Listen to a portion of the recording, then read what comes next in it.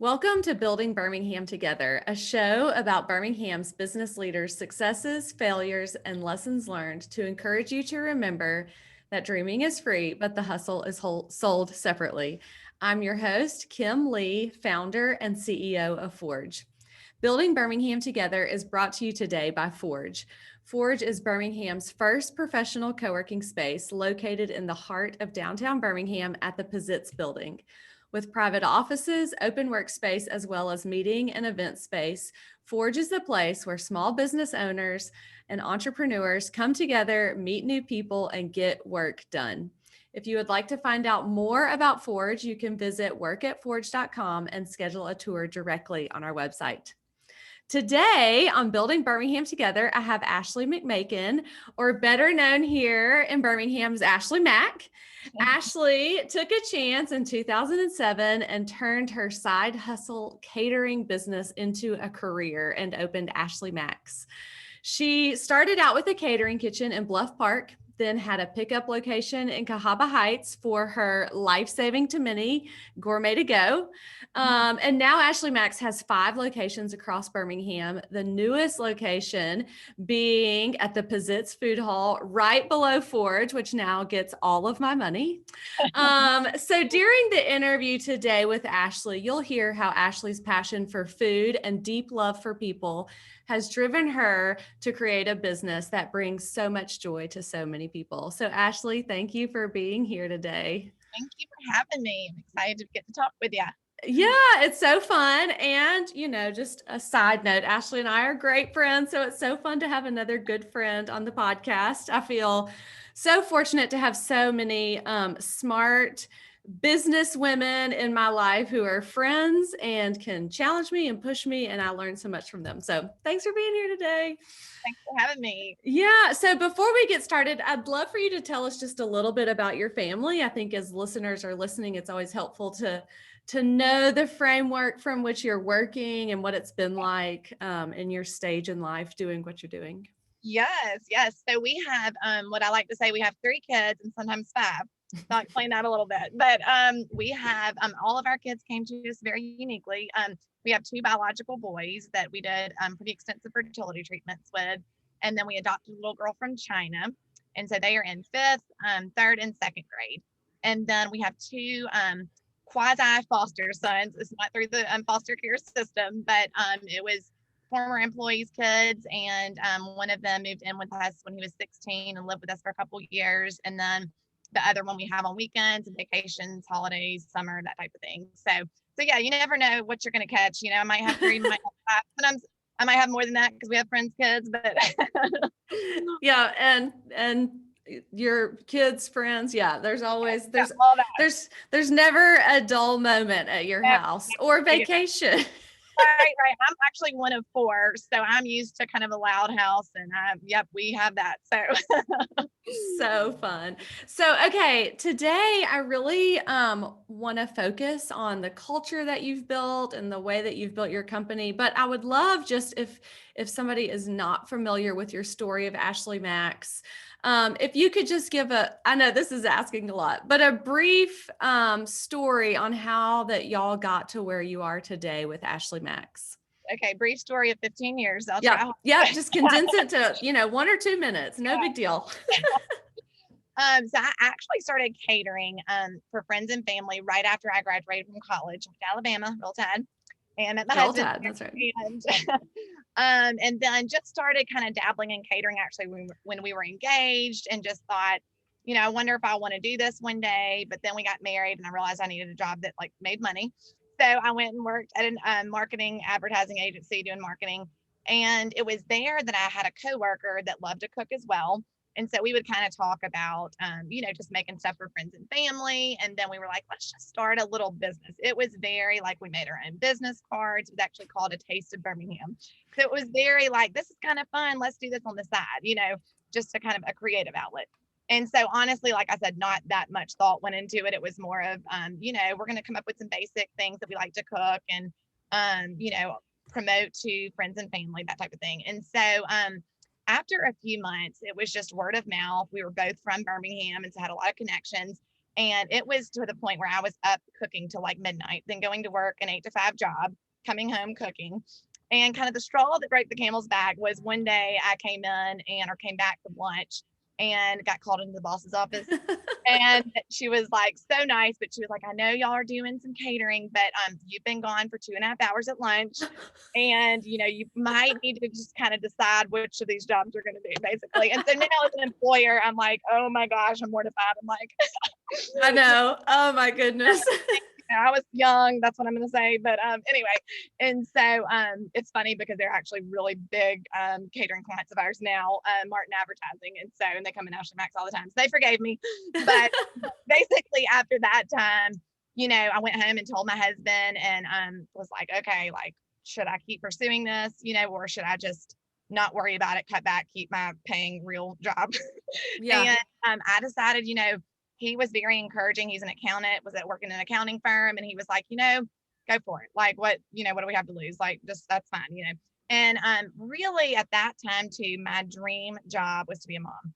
And so I really kind of saw this as a little side gig until we had kids. So even when I left the advertising agency and worked, was working on catering full time, it was still kind of like, this will be fun to do. It's like still a hobby, do this till we have kids. And so my business partner at the time, she ended up getting pregnant and having kids. And so she was out. She was like, that was fun. We ended great. It wasn't a big deal. And then I was like, well, I guess I'm going to keep doing it for a little while, Yeah. And so then we were going through fertility treatments, weren't getting pregnant. And so we just kind of took that as a sign from the Lord that we're going to just keep doing this thing. And then my husband left his accounting job when we basically I was like at wit's end. I was like, I can't do this. Like, I cannot do this by myself, and he would help me, but he doesn't cook. He would help me on the business side. And so anyway, he ended up leaving his job and we found this little store in Bluff Park. So that was our first, legit. That was when we named it Ashley Max, got the LLC, or more, official. And like I said, that was in 2007. And then from there. And at that point, it was just you and one other yes. So lady who was helping you cook. Juana that lived below me in our condos. So she would literally, that's a whole nother story I'll tell one day, but it was how we met her. And she would literally come up the stairs in like her workout clothes and we'd like cook all day. And she would go to ride to Sam's with me, get all the food, come back, cook, yes. So it was just us. We moved into this little store in Bluff Park. And then that's when we were like, okay, we've got to get some help. And that I do remember very vividly. Andy, my husband, and I just being like, okay, like, how do we do an interview? Like, let's think about how to interview people. I mean, obviously we both went to college and had interviewed for jobs, but we had never interviewed anyone, Yeah. And so, I mean, a kid, I was 25. So, just kind of thinking I was interviewing a lot of people that were older than me, And so learning, I mean, wow, that was a big learning curve, just like how to hire good people, So yes. And when we, at Bluff Park, we ended up with about like 7 to 10 employees, basically during those couple of years, eventually, in Bluff Park.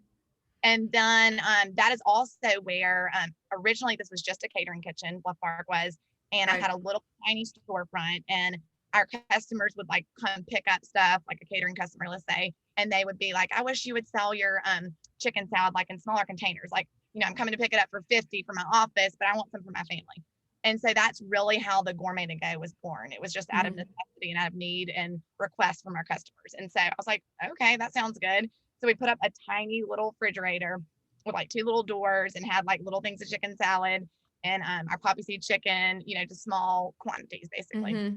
And so that, and then no storefront, no restaurant. And then that didn't come until a couple years later in 2010 is when we opened Cava Heights.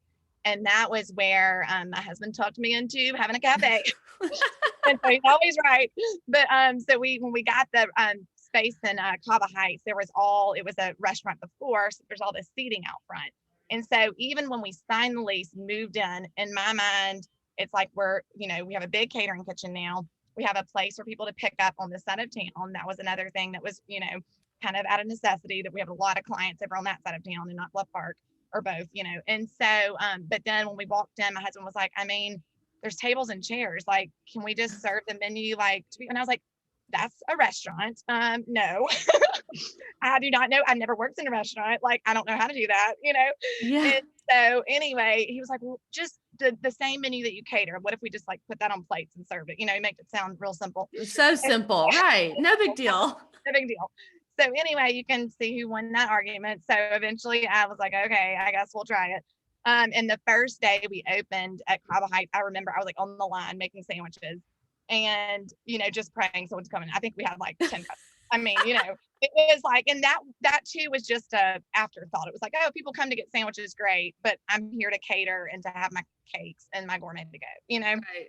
And Yeah. so, and now, I mean, the cafe is a huge part of our business. So all that to say, that's kind of where the cafe catering gourmet to go concept was born out of Colorado. And then we replicated that a couple years later in Inverness, Ripper Chase, Homewood, and then now Pizzitz.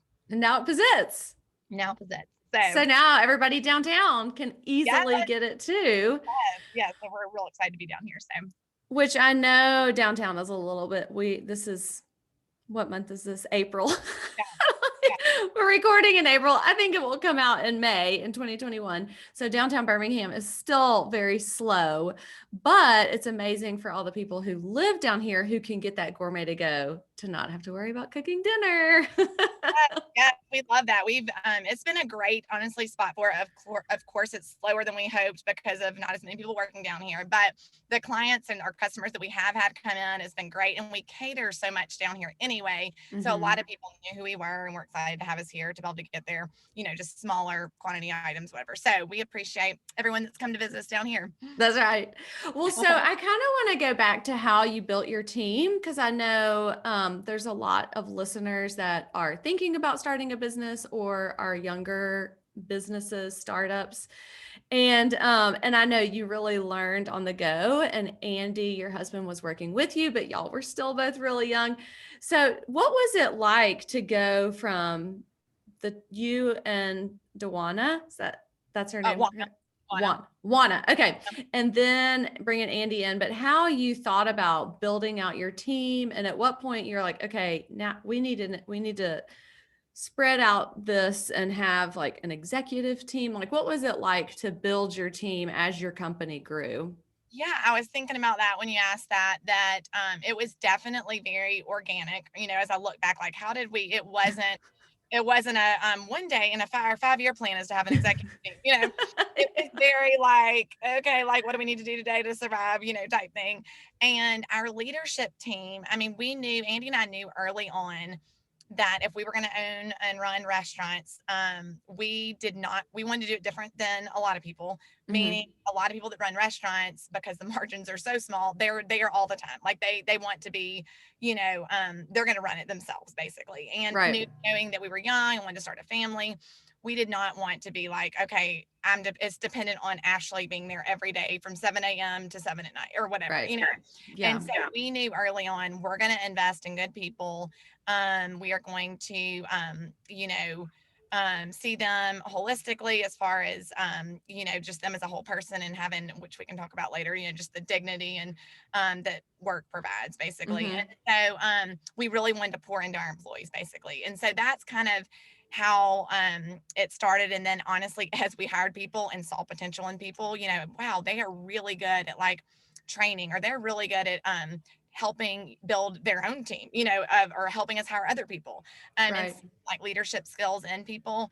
And then, you know, it just kind of, like I said, organically happened to where certain people we hired, it's like, oh, you know, they have a lot of back of house operations experience. They worked in restaurants. I never worked in restaurants. So there's a lot of things I knew how to cook, but I did not, you know, even like with large equipment we have now, like that's evolved over time where it's like, I can lean on our staff, our executive team who we have in place, you know, to kind of, use their, you know, build off their experience basically.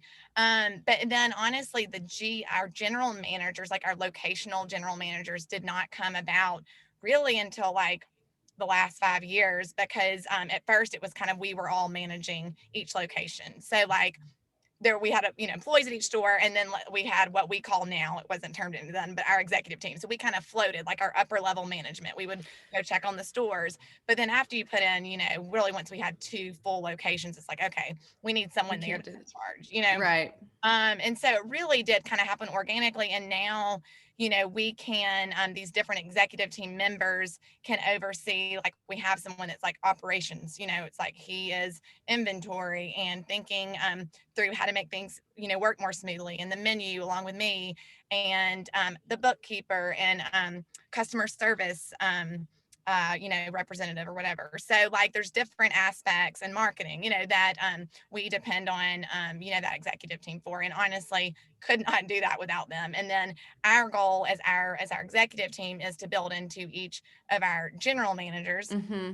And they are the ones, they're at the locations, they're the ones running the show, and so it's our job to help them grow in their roles, and what can we do to help you be successful. So that's kind of in a nutshell how it happened. So, okay, I have two questions. So I'm going to try to go in chronological order of my questions. One, so what was it like to hand over and to let go of pieces of your business and trust other people to do it? Yes. Asking for a friend. Yeah. Hard was the answer. I remember early on, people saying, like, especially when we had that first little store and I started hiring people, not trying to be discouraging, but people being like, no one's going to do it like you. And like, how are you going to, be able to replicate that? And especially when we started getting to more locations, that's everybody fails when they do that, because, your chicken salad here is not going to taste as good as it is there. And, that type of thing. And so, letting go and just learning, how to train people, honestly, and how to be like, what is very important to me? Like, what is a non-negotiable, whether it's with a specific product or with the way we lead and we deal with our customers and with our staff, what are the things that are important to me and that we feel like have made us as a business successful thus far? How can I, kind of invest in the people to be on the same page as us? And so, I do think the letting go was very painful for many years. It's just hard to be like, okay, I train them to do, whether it's, like I said, it's making a specific item or how to deal with conflict. I have to kind of let them try and let's see how it goes, and so, that was definitely took some time and is still, I think the more you do it, the better you get at it and the easier it is, because now, and of course there's still things that's like, it might be something tiny where it's like, oh, like, I want this done this way and it's not being done that way, but I think over the years learning to like what matters and what needs to be addressed, and then what is, that's not that big of a deal. They do it a little bit differently than me, but we get the same result and I don't need to worry about that. Right. So yeah. It's a hard lesson. A hard one. Yeah. So my next question from that is, what does it look like for you and your executive team to pour into your general managers? Like, what kind of training do you do for your team, or how do you build them up to be the most successful? Yeah, that's a great question. And honestly, that is something that's, in the last few years even has become more and more crucial, because we have 5 locations, so we can't be at all the stores. Right. And kind of learning, what does leadership development look like? Like what are the qualities we want to, help develop in these individual leaders? And so we're still, I feel like I'm really deep in like learning that. What does that look like? When, whether it's, okay, I'm going to send out this podcast to all my GMs and then we're going to come together and discuss it. Like we've done that. We kind of got on a track before COVID and then COVID hit and we're all like, let's just survive. We just have to make it. Yep. Yes, have to make it. So we have looked at different avenues, and then we actually had here at Forge had our first leadership development kind of like, we called it Aces in Places, but conference, and had some speakers come in, and the executive team talked, and just a time to get all them together to encourage them on like our vision for the company, and then as individuals, like what can we improve upon, what can we improve upon as a company, how can we help one another do that. So I think a lot of it, honestly, is just continuing to talk about those things, right. Continuing to make them aware of, okay, we had this complaint at this store this day, but that's not the real issue. Like, let's dig into, oh, there was an employee problem. Well, did we deal with that conflict? How do we deal with that? Just kind of like getting deeper than surface issues that happen. Yeah. And that's hard, and it takes, and I don't always know the answer or how to deal with it, but I do think that it is crucial to any company is your leadership. And, we're all in the people, anyone that's in business, we call it, you're in the people business, right? That's I mean, right. whether it's a service industry like mine, where we're dealing with a lot of people because we're, have our staff and then also the public. So like, how can we do that well? And I think there's lots of different avenues. Like I mentioned, whether it's, just reading and learning and growing and learning from other people that have done it before us. I mean, we use Chick-fil-A as an example all the time with All our, the time. like, Oh yeah. wow, how do they always do that so well? Like they are so, I never leave a Chick-fil-A and I'm like, they weren't nice, It's like, true. right. And it doesn't mean they're perfect. I know they're not perfect, but we do use examples of them and Shake Shack and other people that have gone before us that are, Mhm. have done it well. So Yeah. yeah. Well, that is a good tie-in to my next question, because I know that a huge part of your personal mission with Ashley Max is providing, you mentioned this, meaningful work for your employees that's dignifying and life-giving. So can you tell us just a little bit about how you got to that point, like this is what we want to do, and then how you did weave that into the fabric of everything that y'all do at Ashley Max? Yeah.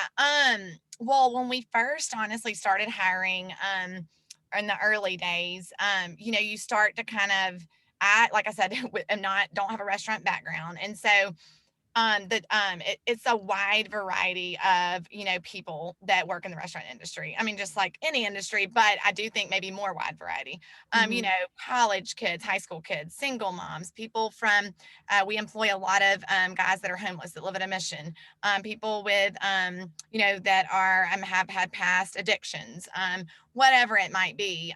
Many people making ends meet, just really almost poverty level, just that it might have some skill in the food industry or are great with people. And, you don't have to have a college degree to work at Ashley Max, that type of thing.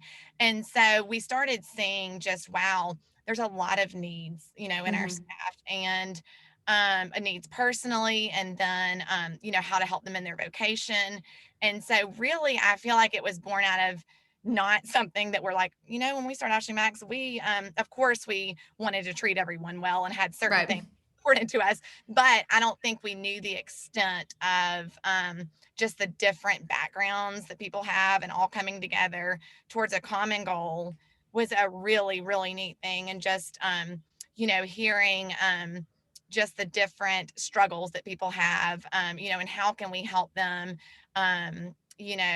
in those areas that might not even have to do with work, but then we'll help them flourish at work because they are able Right. to, pay their car or whatever it might be. Mhm. Mhm. So, So how do you keep as you've grown? I know that you have your core vision, your core framework, your Max Plus yeah. motto. So can you share a little bit of that with us just to give a understanding for your listeners, like how you train your employees to Yeah. treat customers well? Yes. So Max Plus was a kind of our current president kind of came up with the acronym, and we all kind of thought what makes what is making Ashley Max successful and what makes us different than a lot of Mhm. people in the industry or a lot of industries.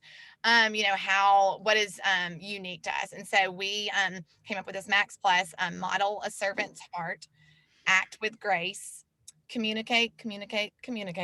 C gets three.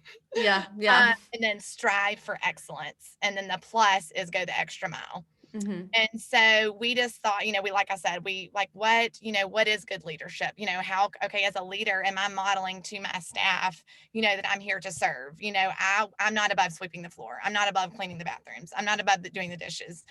So modeling a servant's heart. And of course, that applies to customers too. What can I do? Oh, you brought three kids in and one of them's crying and y'all need a high chair. I'm not going to point to you where it is. I'm going to go get it for you. That Right. thing.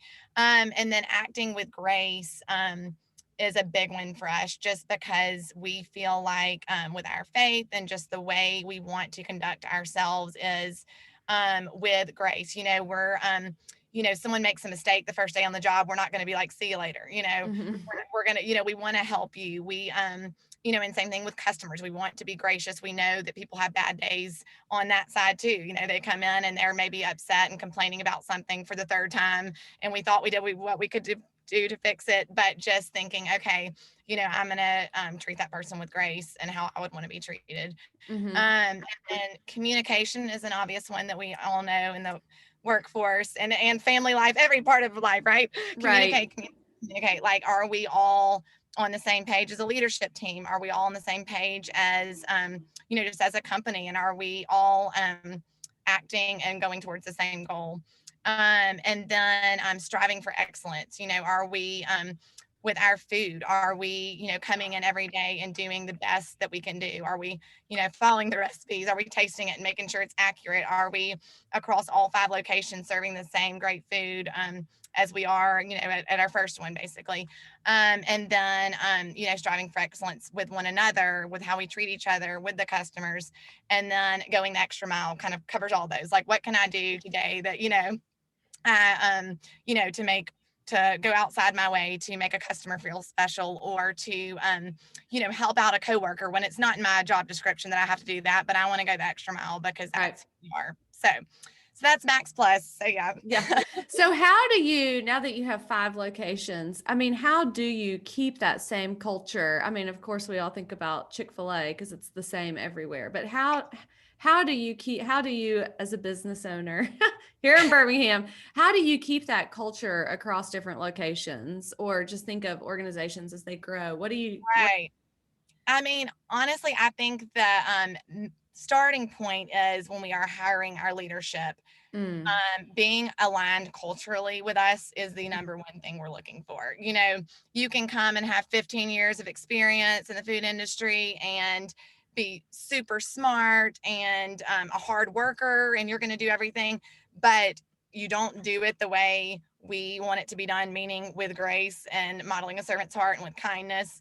If you don't do it that way, that's like a non-negotiable. Like, you're not gonna last here, and that's not us lacking grace. That's actually being gracious towards our other people, our team. When it's like, if someone comes in, and now that we're such a large organization, it kind of works itself out usually, where it's like that person, it's almost like the other staff almost kind of can drive that person out, if that makes sense, because it's like they're driving here with everybody, and so it starts to me with with our leadership, and are we pouring into them, and then them doing at their location what we strive for all together. Sorry, did I answer that? Yeah. So, okay, changing gears just a little bit. What is the hardest part about running a multi-location restaurant? Oh, so many things. I think the hardest part is obviously the more, the more locations, the more employees you have, the more employees, the more, things that you have to deal with, and headaches with staffing and all that type of thing. And then obviously the more locations, the more customers and the more public, you're getting to serve, which we do see that as a blessing, but there's also just obviously more issues that can come along with that too. And so, I think it's, that's why I'm so grateful for how we have set up Ashley Max, that we do have this executive team with the locational leadership at each location, that we as an executive team can kind of hop around and check on it. And it's honestly pretty quickly, now that we all have been doing this for a while, that we can, as an executive team member, walk in and kind of have a pretty good pulse on like how it's going. It doesn't take too long to walk in and be like, okay, like, what's going on back with the staff, or I see some customers waiting on food, I'm going to go, like, I wonder how long they've been waiting.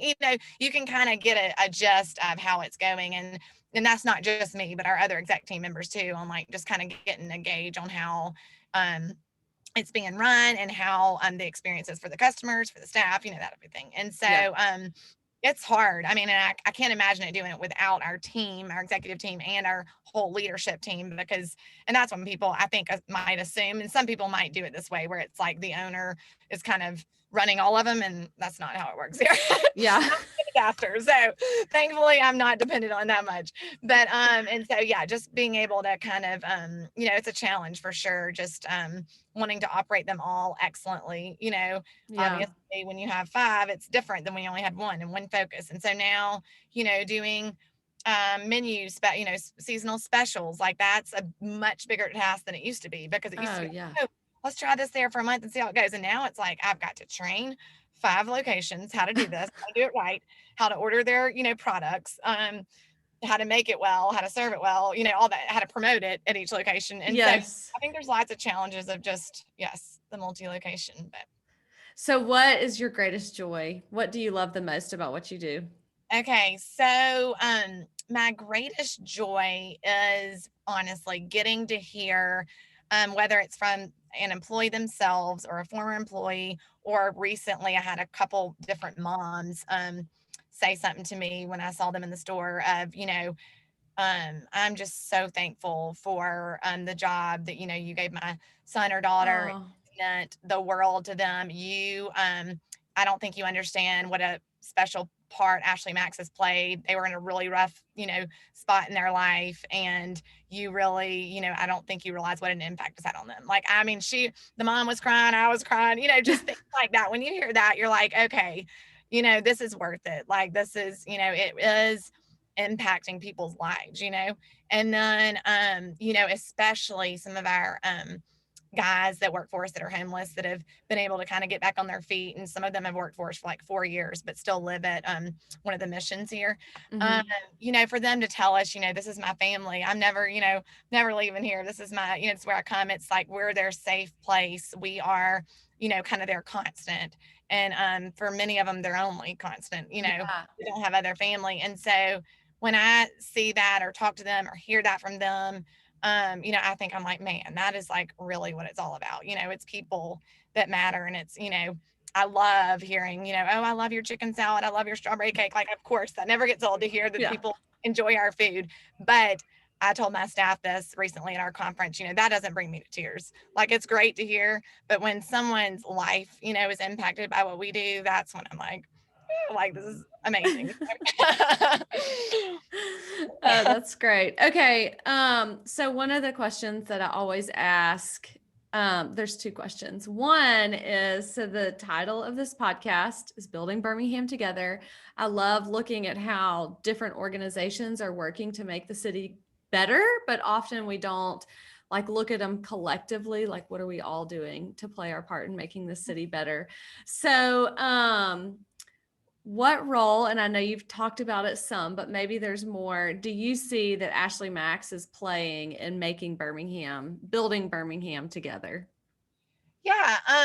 Well, I think now, I really thought about this a lot actually when we put our store downtown at the Pizzets, just being in the city of Birmingham, Mm-hmm. our first location down here, and just thinking, how are we bringing light to our city? How are we making it a better place? And sorry, I'm getting emotional thinking about all the stuff that happened, with COVID, and then with all the Oh, racial things that happen, and just the riots, and the tension, and the election, just all the things it was just such a hard year. And so, you know no, yes, I mean, I'm only one person in one company, but it's like, what can we do to just like I said, bring light and joy, and do what we do it well, because mm-hmm. that's what we are called to do. I can't do everything, but I can serve, we can serve the community as well. And then also just looking, we've always been I'm from Birmingham, and so just very community oriented, and with each of our locations being in different parts of Birmingham, I have just various connections to each of them personally too, whether it's, oh, I used to play soccer out there, I go to church over here, this over here, my parents lived by this one, just kind of different connections. That we really just try to serve that community well, and like, how can we give back with the schools, or with different ministries, like recently, which was, I've never done anything with them, but there's a infertility, it was National Infertility Mm-hmm. Awareness Week last week, and so someone approached us about donating, like doing a spirit day where we like raise funds and give a portion of our proceeds that day from our locations to this ministry, and it helps couples that are dealing with infertility. And so when they asked me, I don't think they even knew that I went through all that. And Oh, so last week I, got on Instagram and kind of shared our little story. Like, this is our story with, how our children came to us. And, Ashley Max is part of that story, because Ashley Max really would not have been here had I gotten pregnant easily, just because that's when it really grew, was when we were struggling through all that. And Andy and I were talking about this other day. I think if I had gotten pregnant quickly, it would have been like, oh, this is just a hobby, like what I thought it was going to be. right. So Yeah. thing that, so that's just another little example of like, okay, the city, just like everywhere else, is made up of people dealing with different things, and so that's a way that we can, give back to those, Right. couples. 1 in 6 couples, I think I said, deal with infertility. So just, each, and obviously we can't, necessarily do something with every single organization out there, but it is neat just to see how God's put these different little things in our community, in our laps, that we can, serve and help. So Yeah. Okay, so are there any lessons that you have learned along this crazy journey that impact the way that you do business now? yes. Okay. So, you know, I think I've learned a lot, uh, a, a lot along the way, and I'm still learning a lot. But I think, some of the biggest lessons, I think, are um, just not taking myself too seriously and not Mm, putting too much pressure on myself. And, over the years, learning how to grow a team and lean into a team and be like, we're all in this together. My name might be on the sign, but this is not about me. This is about our company, and, how we can all do this well, and just learning to let go, and to not, you know, um, as the bigger you get, and if you're in the spotlight on different things, of course, there's going to be criticism, and there's going to be things you don't do well, of course, mm-hmm, mm-hmm. and so I think it's, you know, has taken me a while to, and I'm still learning this, but to brush off, if of course, there's constructive criticism that I can take and do better at something. But then there's also some that you're just like, I can't be all things to all people. And so I Right. want to do what we do well. And if that upsets someone, then I have to learn how to let that go. Whew. So yeah, hard lesson to learn. Yeah, I'm sure that was an easy one. Oh man. Okay. So I have to ask you this. Because I know that all the moms who are listening or one day will be moms and are working are wondering, how do you do it all? $1 million question. The But $1 million question. like, That's if right. we would have had an answer to that, then we wouldn't have to keep asking that over and over. But I know. I know. Yeah. no, I do not do it all. Number one, I have a really, really great team. And I think, it's probably the best it's ever been. Even though staffing in general, for especially the restaurant industry, but across the board right now, is very tough. Right. I'm so thankful for our leadership team, and that we can, there are skill sets they have that, are way better than mine. And it's like, I can depend on them, for that. Just lost my train of thought. How you do it all. Oh yes, sorry. Like, what else am I talking about? See, I don't Yeah. do it Mom all. brain. Yeah, exactly. Brain fog. I was like, what was I answering? So there is this podcast that I love by Emily P. Freeman, called The Next Right Thing. I don't know if Uh-huh. it's on decision making, and it's like 8 minutes long. So it's super short. And she just talks about literally, what's the next right thing. And so, Right. I don't do it all. And there's some days there's give and take, whether it's with my, husband juggling the kids or juggling work stuff, or, wherever I am, this is a constant struggle being all there. I'm Yeah. at work, and okay, I need to get all these things done, but wait, I forgot to email this teacher and the sports thing and this and that, and trying to kind of keep up with all the things. I don't. I mean, there's times I'm like, well, shoot, I forgot they had practice tonight and they didn't go, or, or, being at home and being like, I really feel like I should be at the store because I know we're really busy right now. I just want to be there just in case there's something I could do to help, and being like, I can't be there right now, and I'm just gonna have to trust that they're doing their best job they can, and we'll, Yeah. see how it goes. And so I really genuinely, I lean on a lot of people. My mom's a huge help, and she lives here. And then just depending on other people, and trying to do the next right thing. Okay, today, I am juggling a lot. What can I let go of? What can Mm-hmm. I cross off my list today? What are the non-negotiables? And so I do think, and I'm sure you feel the same way, I've learned a lot over. I mean, I do not do it all, but I have learned how do I do not do it all, but still do it well. You know what I'm saying? Right. And it's a daily struggle, but I think just kind of learning how to like let go of things and do the best we can. Yep.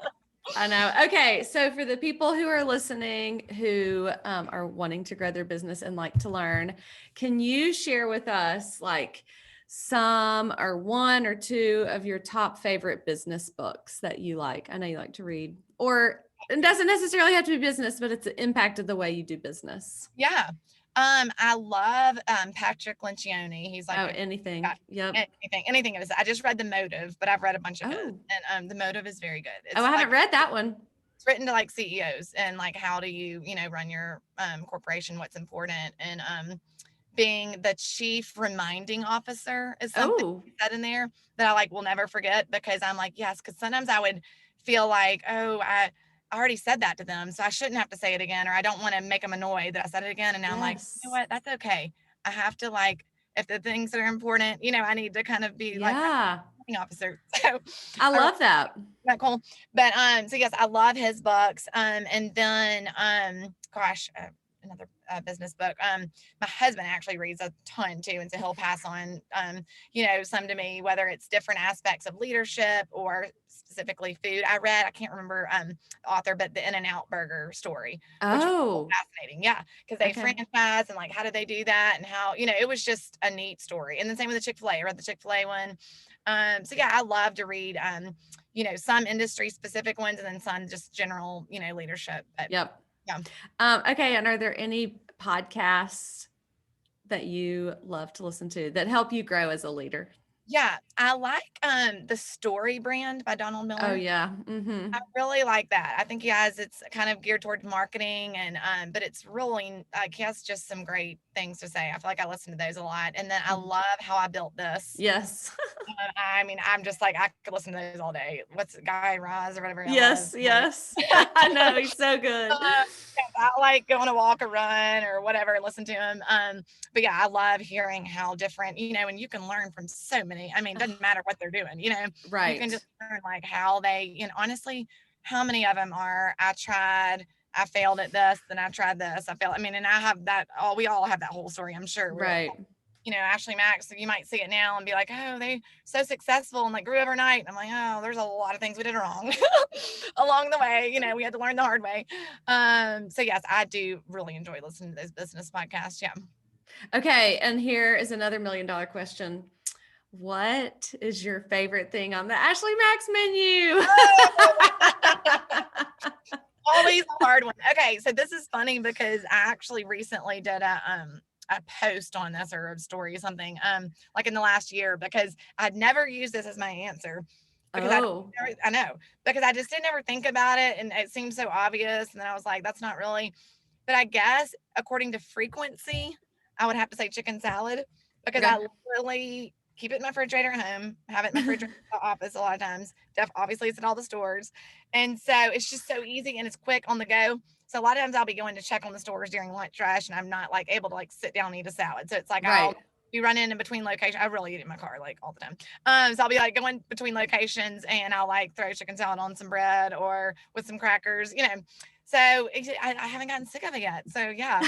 After all these years. So I After all think these I years. think So you're I guess good. that's Yeah. a good personal testimony. I know my go-to here at the Pizzets, they now know, is I get a scoop of chicken salad, a scoop of pimento cheese, and a side of the Poppy's pickles. Pickles, yes. It's so good with crackers. Yep. Yeah, It's so good. It's like the perfect amount of food. You don't feel super full.